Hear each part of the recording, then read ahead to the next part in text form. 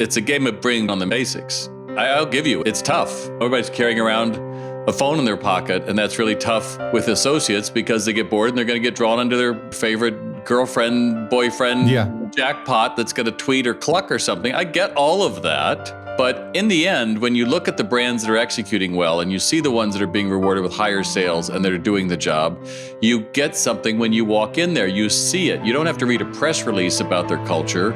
You just feel it. And that took someone sitting around saying, what's this going to look like? And then how are we going to map it out, train it, execute it, and then reward it? And I think the opportunity is there for pretty much anyone right now.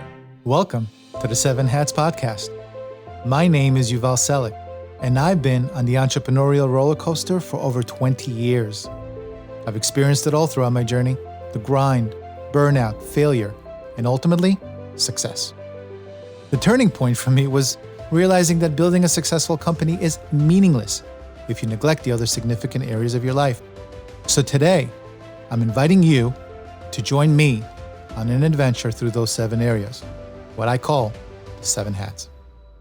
Every week, my guests and I will drop valuable insights and pearls of wisdom, helping, motivating, and inspiring you to get your 7 hats in order and deliver real impact with meaning. So let's get going. Welcome, 7 Hatters. In this episode, we speak with Bob Phibbs and dive deep into hats 3 and 4, the servant and the entrepreneur, as we enroll in medical school and get our degree in retail execution with the retail doctor himself. Bob is the world's leading expert on brick-and-mortar retailers, and he got there by building his foundation one brick at a time. See, before 1994, the retail world didn't have a champion. But when Bob became the retail doctor, he started to resuscitate the industry. Bob was named one of the top retail influencers of 2018 and has worked with giants that include Brother, Caesar's Palace, Hunter Douglas, Lego, Omega, Hearts on Fire, and Yamaha, to name a few. So if you're ready to learn all about retail and how to compete in this digital age, then let's welcome Bob to the 7 Hats. Bob, welcome to the 7 Hats. I'm thrilled to be here. Well, listen, I'm super excited to have you on the show because you play where my passion lies, and that is CPG. And for those who don't know what CPG stands for, it stands for Consumer Packaged Goods. So back in 2006, I launched my first CPG brand in the natural retail space. And since then, I've been geeking out on the rules of engagement in this industry. The retailers, the brands, the shoppers, the brokers, the distributors. But for myself, I've only really understood the brand and shopper side of the business. But you, Bob, on the other hand, are a world-renowned expert in the B&M space. And for those who don't know what B&M means, it stands for brick and mortar. And now, listen, Bob, I'm old enough to remember the glory days of B&M and have seen the shift over the past couple of decades. So as you can imagine, I have many questions. But before we get there, myself and the 7 Hatters, they're going to be curious to hear your backstory, how you grew up and the influences that took you on your journey into this very specialized field of work. So, Bob, first question is, where were you born and how was your childhood like? I was born in Delaware. I'm a child of the late 50s. And my dad was a social activist minister. He was we moved around a bit. He was the executive director in Trenton, New Jersey. And then we ended up moving to Toledo, Ohio in the 63, I think. My mom was a science teacher. She continued doing that for about 30 some years. And civil rights was kind of the better looking, more popular fourth son in our household. So my dad was always involved and out and helping other people. And quite frankly, I was the first one home. I was the youngest and would see the hate letters that would come in postmarked. You'll never see your dad again. And worse, let's just say worse. And pick up the phone and we don't need any. And you can just fill in the blank when you're 7 hearing these things. Wow. And so I really grew up to probably resent the whole idea that he was out doing all of this stuff and not coming to our games or doing anything. And to try to tell my story linearly, just ultimately my dad lost everything, his family and his profession. And it wasn't until, in fact, I asked him at a family retreat, I said, was it all worth it? And he said it wasn't, because I lost my family and my kids. And I was able to call him the night that Obama was elected. And I said, was it worth it now? And he goes, I am glad I was able to see it. So he passed away a couple of years after that. But Oh, wow. So I think a big part of my upbringing, plus I get it honestly because both sides of my family came from preachers. So I just think I have a different Bible, but we like telling people what to do. But I think the idea of learning was always a big thing because I defined myself by what I did. So I could excel at school where teachers told me I was great, even if my parents, like if I got an A, it'd be like, well, what do you want us to do kind of thing. And so nothing was close in my family. I think we all kind of grew up as islands in the storm. And so, Father's Day was never a great one for me or all these wonderful pictures that you'd see in the 60s of all these wonderful home things. That wasn't it. And my parents yelled a lot. So I retreated. You would not recognize me today as that kid. And I was also beaten up in school for that. And, they'd throw ice balls at us in the winter and rotten apples in the summer. And finally got to California in the late 60s as my family is breaking apart and I'm still doing well in school. I had taken piano in Ohio, but I like to sing. So I joined choirs, and choirs gave me that feeling of community, like we can do something together, right? And that's what's exciting to me. And so, without going too far ahead of the time, you have to come up with a major to go into college. And it's like, I guess I'll be a music major, like randomly because I like to sing. And that was all great until you get into college where kids who were 4 decided they were going to be music majors. So they had the chops for theory and ear training, and I'm about to fail. And I'm asking my professors, like, I want to be a conductor. When can I conduct? And like, you don't conduct your senior year. We're like, well, how do I know if I'm any good at it until I get there? It's like, well, if you don't know what underpins being a conductor is, you'll never be a good conductor. It's like, damn it.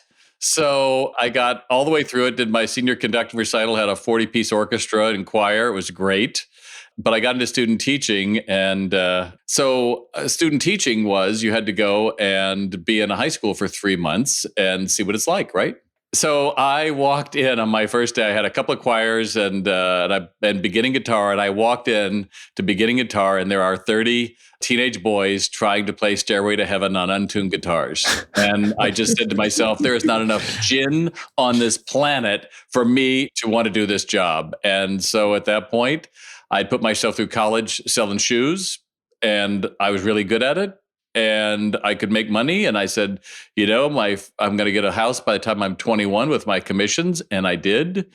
And I ended up selling cowboy clothes, but we can continue that. That gets you up to here. So. Wow. So your parents, obviously it was traumatic. So you obviously was raised by a mom for the duration Correct. Of your childhood. And did she have a vision for you? I mean, obviously your dad was not really in the game, but did your mom have a vision for you at all? No. And it's funny you said my dad, because my dad got a doctorate, got his master's, but got one at Yale and one at Harvard, and never like, oh, you should be at Legacy, you should go there, like none of that, So I ended up kind of just picking a California college. I grew up in Los Angeles at that point, but you know what? Things happen for a reason. Of course. Wow. So obviously music was harsh on your ears. And then decided to go into the retail sector, which is kind of where I assume is the beginning of your journey, right? So what was it about? Was it the money? Was it the industry itself that made you excited about it? I mean, how did the transition go from working at a shoe retailer to wanting to really help others succeed in retail? Oh my goodness. I wish I could say it was altruistic and it was all about, I wanted to help the world. And, my motto now is we could change the world by the people working and shopping in retail. Absolutely. But that's a very elevated stance when you're in your early 60s compared to when you first start out. I really just saw it as a path to home ownership. I was good at it. I liked it. I always approached retail as just being curious about somebody. Like, why today did they walk in the store? If I find that out, I can just have fun with them. And that's kind of what happened. And, I ended up getting I used to sell cowboy clothes in the 80s. They were very popular but I didn't sell we sold $100 boots, but I'd sell $1,000 boots. And it was just fun game. And so, when people came and said, "Oh, you got the highest increase of sales at the number one mall in the world," and they came down to me like, "What are you doing here? We have Tiffany's, we have Nordstrom. What are you selling? You're selling cowboy clothes." I go, "It doesn't matter what I'm selling, because selling is nothing more than transference of feeling. If I feel good about myself and I'm confident and I'm not cocky, I'm just curious how I can help you, and it's fun." And then one day, the owner, after 13 years, we're in a meeting and there's, I don't know, 50 of us because we had 130 some stores at that point, 55 stores at that time, and said, "What's a company's greatest asset?" And I said, "Well, that's easy. It's employees." And he goes, "Wrong." I was like, "Wrong? Well, that's novel." Went around the room. Other people are trying to say something. They fail. He goes, "It's customers." And I was like, "Huh. Okay." So we finished the meeting and I go down to his office and I said, we built this company on people. Customers go anywhere. They're fickle. Company's greatest asset is its employees. And obviously things have changed. So I'm out in 2 weeks. And it was like, what? I'm like, I'm out. And 2 weeks later, I called up the local radio station, again, selling cowboy clothes. I said, "Would you play Kathy Mattea's Walking Away a Winner?" And they're like, "For why? We don't do that." I go, "I'm walking out at 5:00 on this job I've had for 14 years. And they're like, "Okay." So sure enough, at 4:59, they're there. I give them the keys. The song starts and I'm like, awesome. Love it. And I got out of there and for a couple months, I said, "I'll be a consultant. I'll figure it out." And I went to a Tony Robbins seminar at Universal Amphitheater back in the old days when it was open air. And the one thing I remember that Tony said was, "You better come up with a brand nobody else can do better than you." And I left that meeting and I filed the paperwork for the trademark of the retail doc that day. And I haven't looked back. Wow. Tony was a huge influence in my life in 96 as well. So it seems like, well, we know how many millions of people he's helped, but it's really awesome to hear that. So you spent your life in retail, obviously understanding it, learning it, and really perfecting the theories behind it. But I'd like to, if you don't mind, I'd like to first start with the basics, because I know there are a lot of listeners out there that really don't understand retail at all. They're entrepreneurs, but not everybody gets retail. So I believe that everyone has a foundational understanding of what a B&M is, but to comprehend the current industry's landscape, I think we need to understand the machine that makes it all work. So if you don't mind, please give us a brief history of retail, what it is, and perhaps give us a brief vision of the dance, because I think that's the important part I want to get into, the dance between the retailer, the brands, the shoppers, especially their participation and experience in and out of the store itself. Well, I always, I did a keynote in Dubai in December to the Middle East Retail Congress. You go there and you realize the origins of the mall were with the Bedouins. They went from town to town, and when they stopped at a new town, they said, "Where'd you come from?" "Oh, I came from here, and look at these shells," and they would trade them, and that's how we developed it. And you go to the Middle East and you see the souk, which is basically the mall that was there, and they're still operating there. And that whole idea of people coming in and being a community, that's where retail, I think, does its best. It doesn't matter whether you're going to Sarah Jessica Parker or Reese Witherspoon's boutiques that are popping up, or you're even going into Vince or some other ones, probably less so than Walmart, but that may be there as well. But the idea of community, of people coming together and saying what's new and discovering something, is what brick and mortar is all about. In the old days, If you went to a Wanamaker's or someone like that back in the early 1900s and you wanted something, the only place you found anything out about it was to go into a store. And the employees were trained probably by the brands. They brought them out to places and wined and dined them, told them all about why this widget is great. And then you came in, and that was the only place you could find that information. And that was pretty much the way it was up and until the 90s, right? And then one day, the internet comes along, and everybody's like, "Oh, we can put all the product knowledge up there," which is great.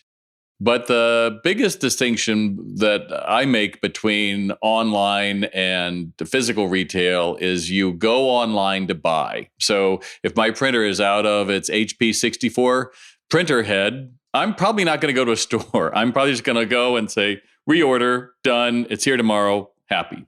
But the mistake is if I go into a brick and mortar store and I have to ask the guy, I need a HP 64 cartridge, and he's got the magic little keys that he has to unlock the sacred cartridges from their $30, crib that they're over there, and hand me one. The mistake is you think that's all I'm there for. That's where most people don't get it. That the person comes in to discover in a brick and mortar store. And that's why, when we talk about CPG, you talk about being in a grocery store, those end caps are really important because if you can get your product out there and featured, it's away from that big wall, it's something smaller to consider, you probably can sell more, which is why a lot of retailers have what they call slotting fees so that you'll pay for it to be there.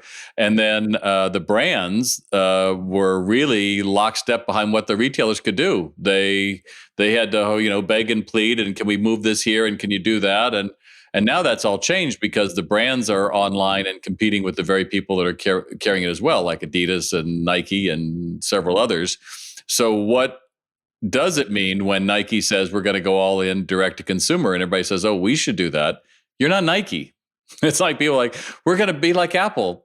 You're not Apple. Apple they made it, they designed it, they control everything, they control the pricing and where it can be held. There's no one like Apple. So everyone has tried to figure it out, right? Like, oh, well, we'll be like Disney, we'll call everybody guests. It's like, but they're not a guest, are they? Right? Like if I said, Yuval, so you're a guest for Thanksgiving. Great. Am I saying, oh, glad you're here and you want to buy the pie for $14.99? Of course not, because a guest implies there's no responsibility on the other side. To me, retail is good when I walk in the door. I love somebody who will sell me and put an outfit together and have fun with it. Or the guy who says, we could do it this way, but I would prefer you would do it this way because it'll be easier. And I'm like, I am there in a photography store or wherever it's going to be. But most people have so pulled back, and I know there's a little free range conversation here, but back in my day, if you were unskilled, your choice was either you're going to go dig ditches or something manual, or you're going to do retail. That was it. That's it. Nowadays, you could do DoorDash, you could do Uber, you could have your own OnlyFans and strip for a thing. There's a million ways you can make money, right? So the challenge for retailers now is understanding that, yes, people are going to be buying things online, they're going to be coming into store, but the bulk of it is still 80%, Target said, originates in the physical store, not online. And so what I work with whether it's my online retail sales training program, Sales RX, or it's me in person, whether I'm speaking or training, is how do you open up your heart enough to be curious about another person to make them feel like they matter? Because people who feel they matter buy more. And that takes psychology, and it takes really building confidence up. The old day we would say, Yuval, the brand is the hero. Here's the cape. See, that's the brand. Okay, great. And nowadays, the customer is the one walking out of a kryptonite world. It's World War III, pandemic never ending, fill in the blank. They're walking in, I want to be the hero. I'm leaving the kryptonite behind. You better make me the hero. And from that, you realize that your associates are probably selling for their own wallets. They don't feel comfortable. They've been the mask police for 2-3 years. They've drawn back. So your first job is you're going to have to make those associates feel like they're heroes. Because heroes sell to heroes. That's what people don't get. That if you don't train this person, you don't understand that it's your job to make their day, then I think you get into a really bad place where you're really nothing more than a more expensive, harder to get warehouse than it would be if I ordered it from Amazon or Walmart. And that's the sweet spot, is to understand the dynamics of a physical space and have fun with it. It's funny because you speak about the customer, and you spoke about the customer way back in the day. Tell us about, because you have this, it's not a theory, it's really your customer journey map. What is the customer journey, in your opinion, for the retail space? So basically, they walk in the door, they're in awareness, right? If you think about it, what it takes for a customer to leave their cocoon, their home nowadays, is a lot, right? So they raise their hand, they're kind of watching, I don't know, Squid Game and on an iPad while they're, the night before, and they finally go, yeah, I think I'll go to the store. They've raised their hand like, okay, I'm in. They're willing to go in and get in their car, and traffic has come back in New York and LA monster like but they're still willing to do that, right? And they're going to go and find a parking place, and they roll the dice to walk into your store. They are seeking something. They don't really know what it is, and here's where so many get it wrong, because you walk in the store, and what's the most common thing they're going to say to you, Yuval? Can I help you find something? That would be like you walking into a fine restaurant, a white linen tablecloths, and you walk in the hostess and say, "Hi, what do you be having tonight? Mm-hmm. Can I look? No, come on." And that's what so many go wrong. So you need a space to do that, because you're moving into the second part, which is discovery, which is you have great merchandising, you have some rapport building. I'm not talking at a bespoke one-on-one. I'm not talking about tin siding salesman or something creepy that people always think of. It's just being like, I would be shopping with a friend is what it should feel like. And then they move into qualifying, where you're narrowing down their choices. So you say, is this the first time you've been in the store? Yeah. May I give you a brief store tour? Sure. We started in 1931. And one of the things that makes us different is we have X, Y, and Z. Now, I will stop here, because one of my very first client was a little hotel called the Bay Shores Peninsula Hotel in Newport Beach, California. Uh-huh. We put these store tours. We did it on the phone and did it in person. And I want you to tell you, after 30 years, it was still the number one hotel on TripAdvisor in all of Southern California, under 350 luxury properties, all the others, because that system was there, that we are going to explain everything you're going to experience, and it makes it feel invitational. And then you move into consideration, which is where most people understand you have to compare and contrast. I could get this one, or I might get this one. Being able to do that, and then adding on, because at the very end of it, have you ever, I use an example. Let's say you're a bookstore, and so you decide you're going to get 4 or 5 books. And I go, have you ever been reading a book at night and in bed or something, you just don't have enough light? I have. I have the perfect thing right here.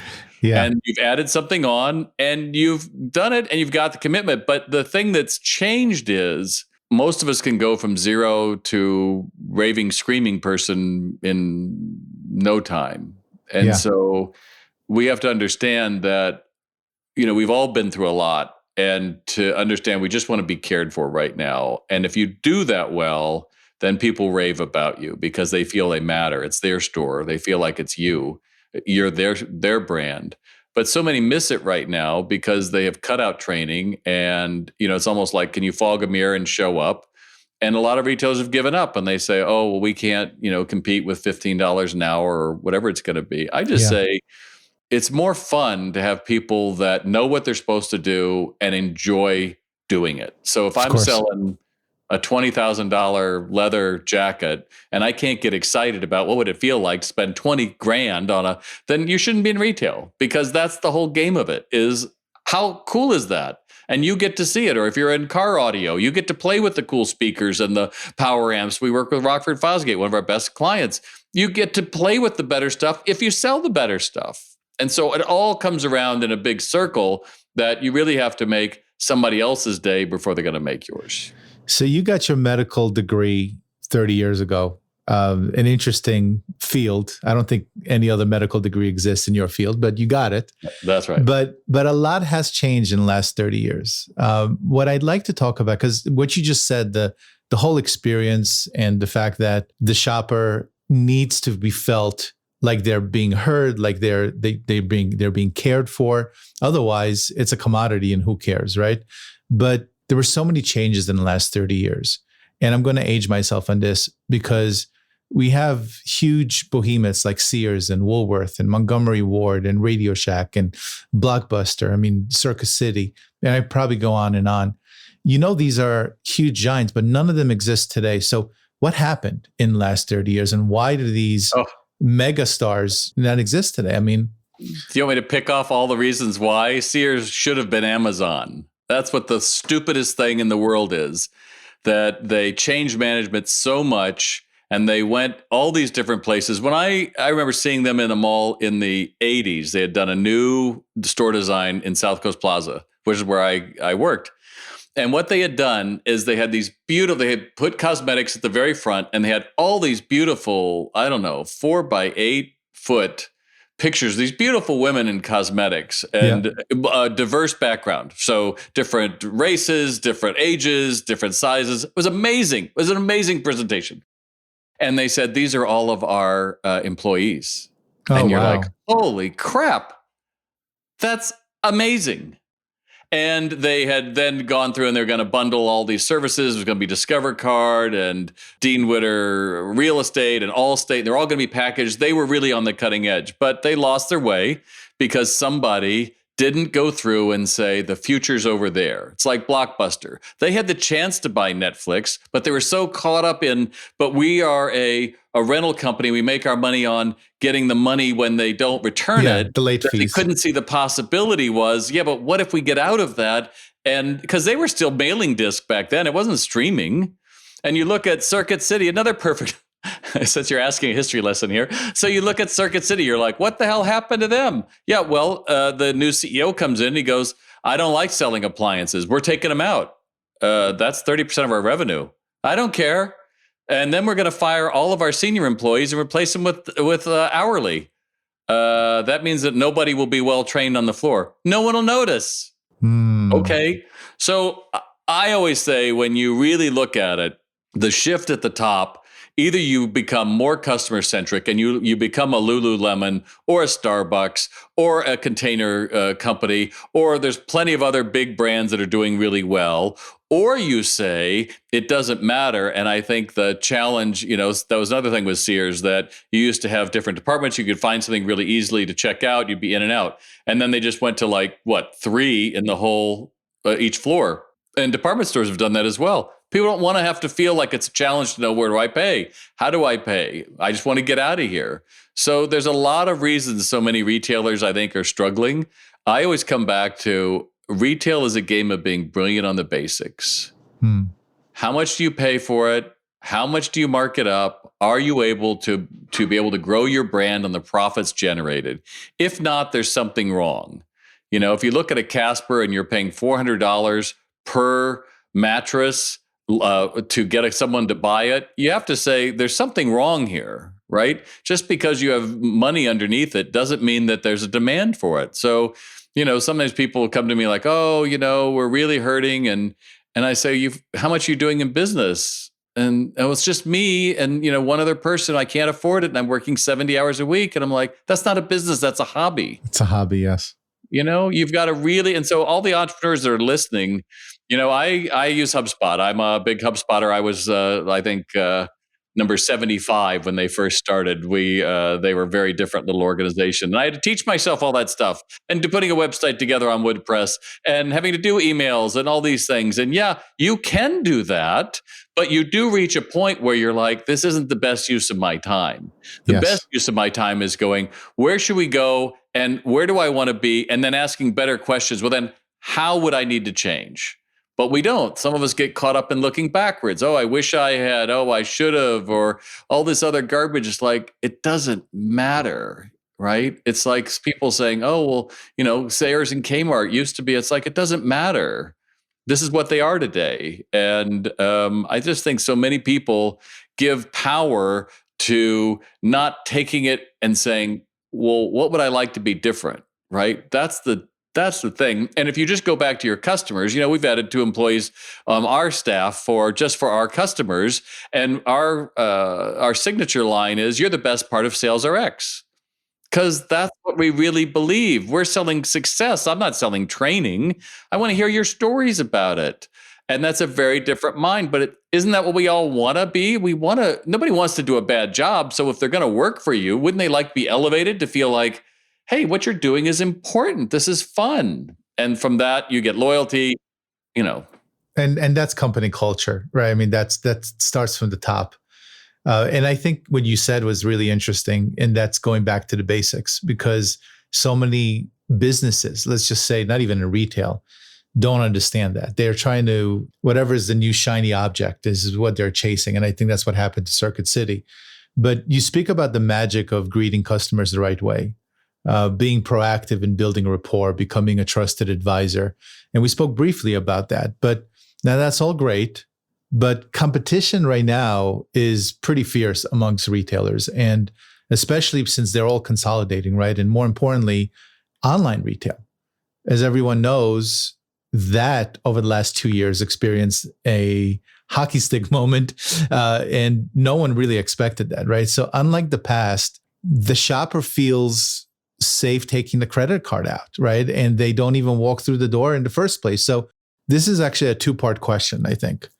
Part one, is it accurate in saying that a retailer must do more than provide an exceptional customer experience these days because of what's happening online? Is it the experience? We're social creatures. And to your point, yes, during the pandemic, online got up to 18%. And it's now dropped about 5%. And we think it's probably going to hang at around 14 to 15 for a while.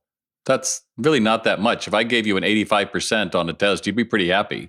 Yeah. But the image is, oh my God, no one's going into a store. Here's the reality for those of you who think that the money is in, online.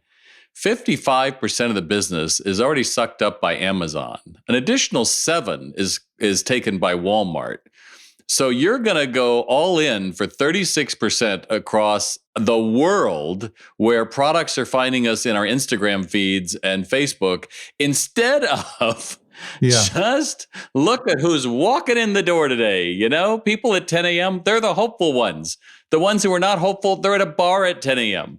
They want to get the girl or get the guy, or they just had a baby, or they just moved, or they just got a promotion, or they're tired of wearing pajamas. And if you're just curious about that, you'd be like me. So one of the ways I made top at South Coast was, my greeting is always good morning, good afternoon, good evening. That's it. That's it. Shut the hell up. Just ask that question. But when I was out of the store, it's a week before Christmas, the guy at the other side, and I see him in his new goatskin jacket, and I was like, I know what I'm going to say to that guy. So I open the doors and I go, good morning. Feel free to look around while I turn the lights on. I'll be right back. Oh, thank you very much. So I come back out, and he's looking at a pair of $100 cowboy boots. And I just say to him, that's a nice goatskin jacket. Did you just get that, or was that a gift? And he goes, I bought it myself just the other day. And I go, it's always nice to treat yourself. True story. I just got this Scully leather jacket yesterday for hitting gold 10 years in a row. What are you treating yourself for? And he said, well, the book that I wrote just got optioned for a movie. Have you ever heard of The Hunt for Red October? My name is Tom Clancy. Wow. And I'm like, okay. Tom ended up buying a $1,000 pair of cowboy boots for me that day. And he was pretty hot in the 80s. And he came back to me to celebrate. Now, I don't say that because I think I'm brilliant. Just notice that much interest. By the way, he didn't pay with a credit card. I wouldn't have known who it was. That much interest let me go, oh, this is a different person in front of me.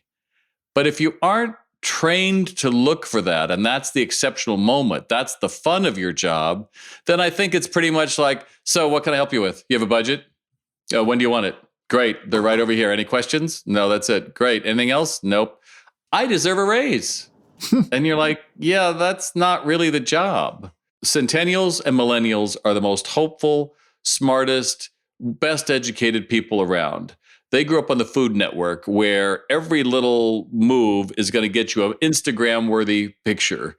And yet we bring them into a store and it's like, just shadow them. You'll figure it out. It's just a waste of talent. So no wonder they don't want to come back. We've got to rise up. I think in the future, if you were to ask me in the next 5 or 10 years, what's the future going to be? I think there probably are going to be less physical retailers, but those working are going to be higher compensated because they're going to understand the psychology of selling, and they're going to be able to understand, I've got to make somebody else's day before it's going to make my day. It's like Zig Ziglar used to say, standing in front of the stove saying, I'll give you more heat I'll give you more wood when you give me heat, doesn't quite work. And that's kind of where a lot of retailers are. Like, if you buy enough stuff, we'll give you loyalty points. It's like, we'll make it so I want to buy something, and then you don't have to worry about that. So it's a free ranging conversation today, my friend. Yeah. So basically what you're saying is, despite the growth in online sales, which obviously I'm glad to hear that they're down a little bit, because I really am hoping for retail to survive as I've predicted when everybody was saying it was going to die. But you're saying exceptional customer service is really all the retailer needs to focus on, and not any shiny new object because online exists, right? And I don't want to make it sound easy. It's a game of bringing on the basics. I'll give you, it's tough. Everybody's carrying around a phone in their pocket, and that's really tough with associates because they get bored and they're going to get drawn into their favorite girlfriend, boyfriend jackpot that's going to tweet or cluck or something. I get all of that. But in the end, when you look at the brands that are executing well and you see the ones that are being rewarded with higher sales and that are doing the job, you get something when you walk in there. You see it. You don't have to read a press release about their culture. You just feel it. And that took someone sitting around saying, what's this going to look like? And then how are we going to map it out, train it, execute it, and then reward it? And I think the opportunity is there for pretty much anyone right now. What about, so part two of that question was marketing. What do you think marketing-wise a retailer can do? Posters are probably no longer enough, right? So what can we do? Well, right now with supply chain, you're noticing less sales because they don't have merch to really That's put on true. promo. Yeah, So there's that. No merch, yeah. But that'll be back because, let's face it, the red hot economy is cooling. The frenzied buying is cooling for one reason, that people are traveling again. They're going and doing things and going to graduations, or they're traveling for vacations. So we're not noticing as much in furniture and bikes and other categories that were red hot. But, when you look at marketing, it's really just getting people to share what was so great about you. So, I did a speech to pawn shops in the summer, and there's like 1,000 of them in this auditorium. And I did the example from, I just did a quick search, the pawn shops around Dallas. And this first one had 1,000. And it was 1,000 reviews on Google. I was like, what the hell? And the next close was 60 and something else. I said, this is amazing, da-da-da. This woman comes up to me, and at the end, she goes, oh, I'm so glad you used our pawn shop. And I said, how did you get 1,000? She goes, we have a secret weapon. I go, what's that? She goes, grandma.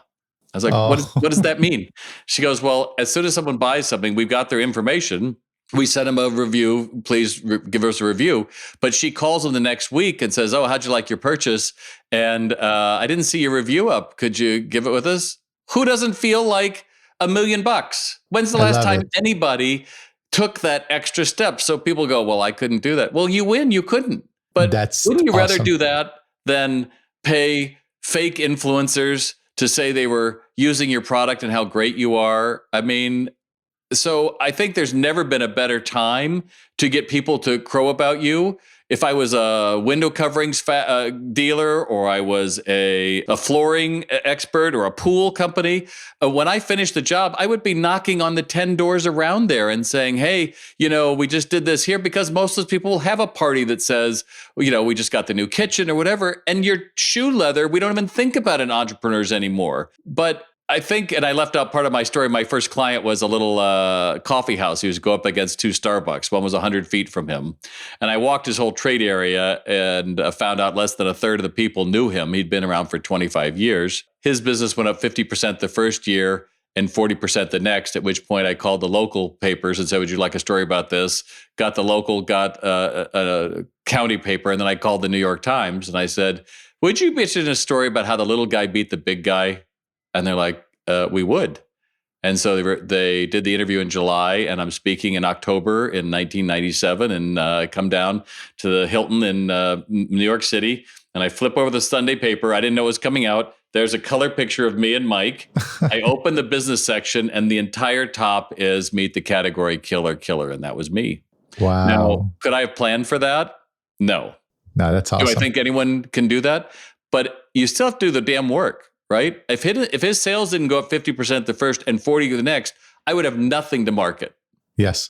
And that's what I think so many entrepreneurs, yeah, you could be that we work and you can say we're not profitable, we will be eventually. Yeah, possibly. But if you're not doing the work, then you've got to say, is there a demand for this that I can live the life I want? And if not, do I need to change anything? I mean, I've been doing this for 35 years. I just feel now that I actually understand the job and I can execute it.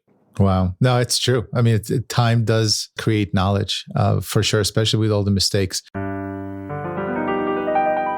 So you being so supportive to retailers and brands in terms of conversions, right? I'm not even sure, is there a stat on conversions maybe in the last decade or last 5 years? What do you think the retailers are losing by not going back to the basics as you teach and having the shopper just walk out the door? What is that? Is there a stat for that? Knowledge is power. I mean, that's always the thing. There are a million ways you can check your conversions. Its most basic is, in old days, you'd just take a pad and you'd write down hash marks, how many people walked in versus how many people rang the cash drawer. That's our conversion rate. And you ask most retailers like, oh, our conversion rate's 90%. It's like, yeah, no. You talk to a modern retailer that knows their systems, we might be at the 10, might be 10%. And there's always wiggle room. So if I could say if I could increase your conversions by 3%, you'd be thrilled if you're a major retailer. Mm-hmm. But I think a lot of us don't spend enough time in a physical environment to figure out why did they do this or why didn't they. I was speaking at a conference and I was speaking to the VP of Frito-Lay, and she talked about all the sensors they have put up in grocery to understand things. And she goes, one of the interesting things is we found people who buy pineapples also buy calling cards and toothbrushes. And she goes, and what are we supposed to do with that information? And I always thought that was such a great thing. It was like, unless it's actionable, it becomes a cocktail party. Oh, isn't that interesting? So figuring out what that does and how a consumer works is everything, which is why everybody is trying to figure that out, whether they're having someone, a little video camera that's automatically counting it, whether they're pinging your phone. Everybody thinks the data is the answer. I think the data is interesting. It's the frosting on the cake. But if you don't have a core underneath it, if you don't know how the system is operating when someone walks in, an average person with us is 15 minutes and they have to do X, Y, and Z. If you haven't crafted that, then I think you're settling for pennies when you could have dollars. Because nobody's going into a store just to look, my friend. Yeah. That's done. If I was going to go look, I did that online long before I came into your store. A lot of CPG entrepreneurs listening, they're thinking, what can they do to help the retailer succeed, right? From the brand side. I think for most of them, retail sales is probably a majority, like you said, of their top line revenue, because not everybody's online, and Amazon is just so big. But with margins eroding on both sides, they're coupled with supply shortages right now and shifting shopper behavior. How could brands help to preserve the brick and mortar retail and shift the tide, right? In terms of participating more in brick and not having to run online because that's kind of the cool thing now. Is there anything that they can do? You're still caught in supply chain for most of them. I mean, you're still trying to catch up and figure out what's next. I think, the whole idea is, remember, cereal was supposed to be dead a few years ago. No one's going to be eating cereal. Millennials don't eat cereal anymore. Cereal's doing just fine now, except it's becoming more expensive. I still think the basics there's a great technology I like called Tokinomo, and they are a robotics company. They have you could do them on YouTube. They're on my podcast, but it's like a little shelf talker, but the whole bottle actually moves out and has a light, and then there's a little thing that speaks to you. And it's been interesting to see, how do you bring the idea of gamification almost into a grocery store? Hershey's did it with a smile maker. It was a big kind of vending machine, and if you walked up to it and you smiled. Hershey's Kiss. Oh, that's great. Those are anecdotal right now, but if you bought something that was more fun, the challenge for every grocery store is, we're afraid of the shopper who comes, like most of us do, to the end of that aisle, looks down and goes, nothing here for me. And if you can't get them down the aisle, then break the damn aisles up. But that's going to take more. If it was me, I would be breaking up aisles, putting things more at an angle, and putting more balloons and brighter colors and just making it fun to cook. I'd have live cooking demonstrations in there. But if you're trying to sell more, find someone else who's like you in a companion products and say, how could I get people to see this better? I will never forget at Ralph's Grocery in Los Angeles. I'm in the produce section, and this kid he's putting out produce. And he goes, have you ever tasted one of these? And I was like, no. And it's this knobby fruit. And I'm like, yeah, what the hell is it? He goes, hold on. He just peels it. He goes, try this. Yep. And I go, what is it? He goes, Sumo Orange. That was an amazing, I love that. Only in season January through March. Did someone train him to do that? I'd like to believe that. But that's the only way you're going to get $4 a pound for an orange. The other ones are on sale for 79 cents. And I was like, okay, dude, bravo to you. So I think that bringing this all the way back, people are social animals. We want to go out and we want to see someone else, and we want that spark of connection, whatever it is, whether it's just good morning and they're like, oh, good morning, or whether it's you had this moment and you both did the same thing and that's great, or it's a more elevated 30-minute, sales process where you really got to know everything that's going on. It still comes down to, is there a human being in front of me, or is it just a thing for me to get out of my way? Yeah. I'm really bullish on retail. I've always been, even when COVID hit and everybody, because I have a company that works with brands and retailers and distributors. And for the first 6 months of COVID, everybody was basically saying that retail is done. No one's ever going to go into a store again. And I was fervently for retail, and I know it's going to succeed. But I think, like you, I think it's the basics and the foundation that's going to elevate them from the rest. But that's applicable to any business, right?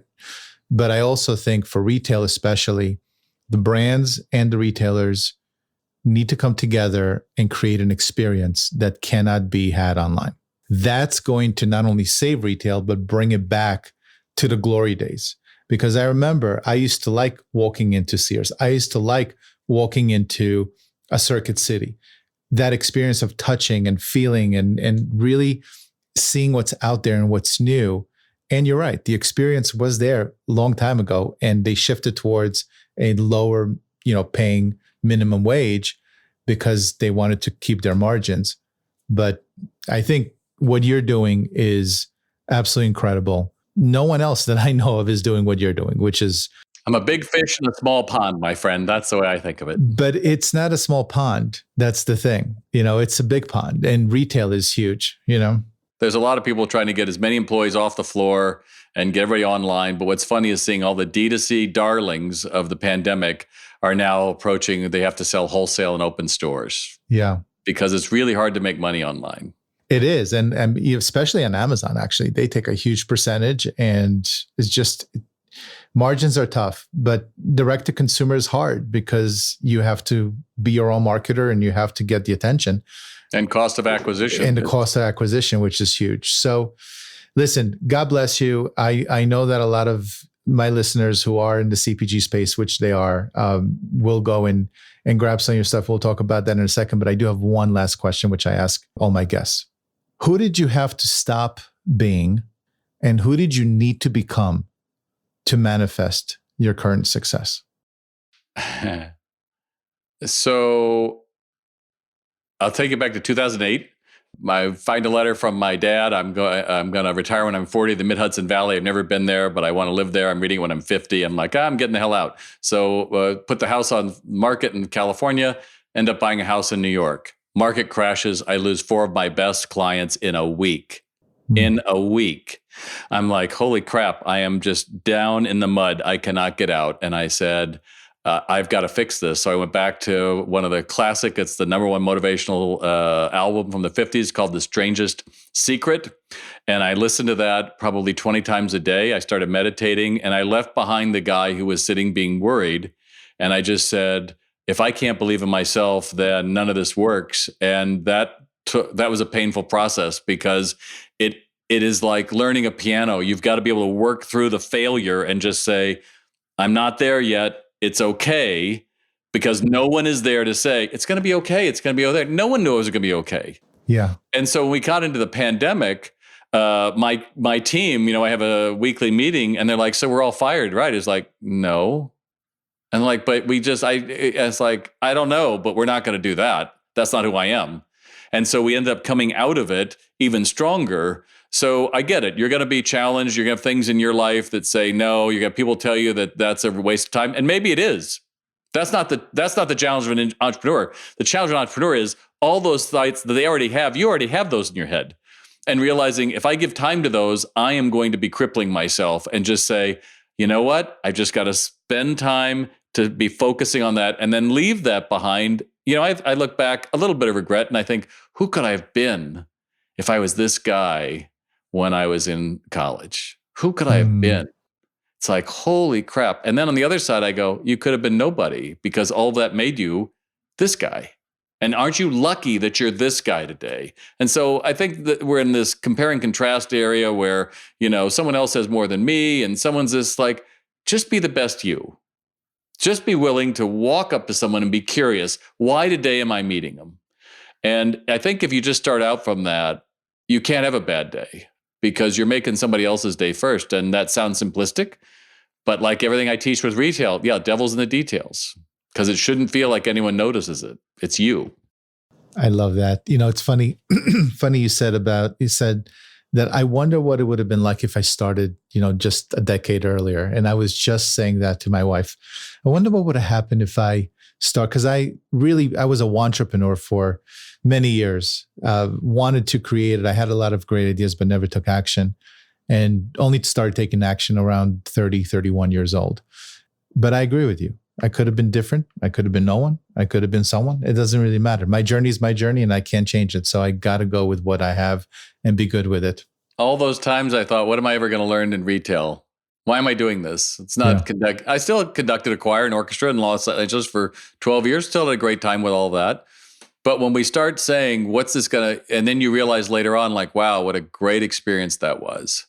And just being grateful for those lessons you've got. And then just being able to move forward and say, so where do I want to go? Isn't that great? Remember, and I'll leave you on this thought. I remember Calvin and Hobbes. It was the only reason I'd get the LA Times because the Sunday comics were Calvin and Hobbes.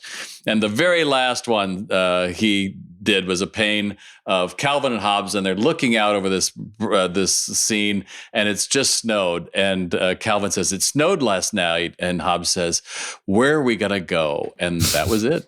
And that's the same thing I think for your listeners, just to understand it snowed last night. Where do we want to go? Where do we want to go? A fun place to play rather than a million other places you could. So you've been great to have me on. I really appreciate it to be here with you and really just to share the excitement of being an entrepreneur instead of the baggage and the awful whining or other things. It's a choice, right? Either you're successful or not, and you're both right.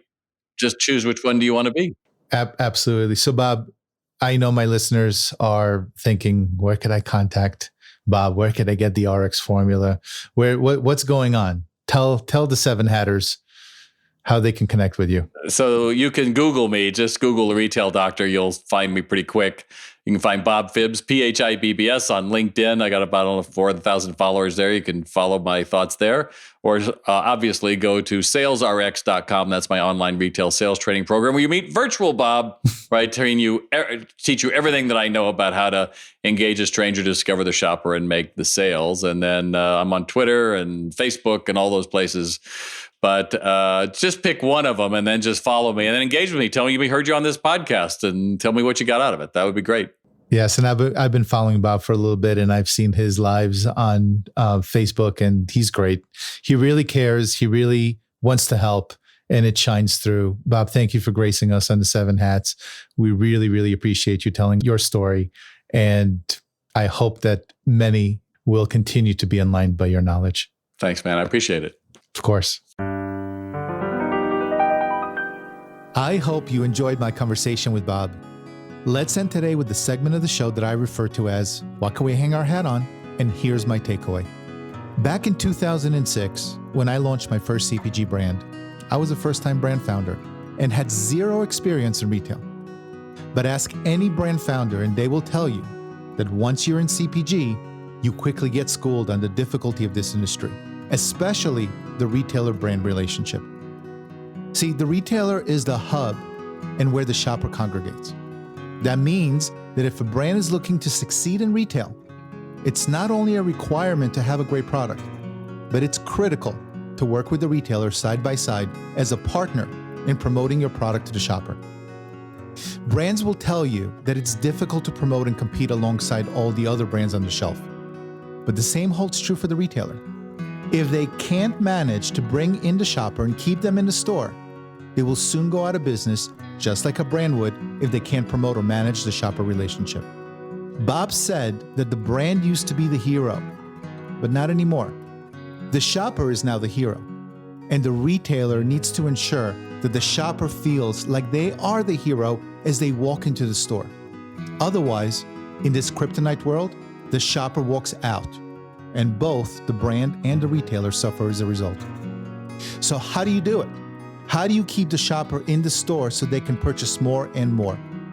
Well, you need to train the retail staff to be curious, caring, and add value every time the shopper walks into the store. Make it an experience they can't get online. Bob said it right. If you're a retailer, it's your job to make their day.